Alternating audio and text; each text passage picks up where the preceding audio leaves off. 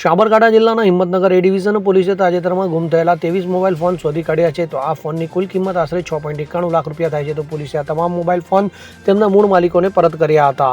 આ કાર્યવાહી ગુજરાત સરકારના પ્રજાલક્ષી કાર્યક્રમ તેરા તુજકો અર્પણ અંતર્ગત કરવામાં આવી હતી. તો સાબરકાંઠા પોલીસ અધિક્ષક ડોક્ટર પાર્થરાજસિંહ ગોહિલ અને વિભાગીય પોલીસ અધિક્ષક એ.કે. પટેલના માર્ગદર્શન હેઠળ આ અભિયાન ચલાવવામાં આવ્યું હતું. તો પીઆઈ પીએમ ચૌધરીની સૂચના મુજબ હિંમતનગર એ ડિવિઝન પોલીસે ટેકનિકલ સર્વેલન્સ, સીસીટીવી ફૂટેજ અને હ્યુમન ઇન્ટેલિજન્સની મદદથી આ ગુમ થયેલા મોબાઈલ ફોન શોધી કાઢ્યા હતા. તો આ કામગીરીમાં એ ડિવિઝન પોલીસ સ્ટેશનની સર્વેલન્સ સ્ક્વોડના પીએસઆઈ એનબી વાઘેલા સાથે સલીમભાઈ, મિતરાજસિંહ, કપિલભાઈ, વિપુલસિંહ, જયરાજસિંહ, અશ્વિનસિંહ અને ઉત્તમભાઈએ મહત્વની ભૂમિકા ભજવી હતી. તો આ દ્વારા પોલીસ પ્રજાનો મિત્ર છે તે સૂત્ર સાર્થક થયું છે.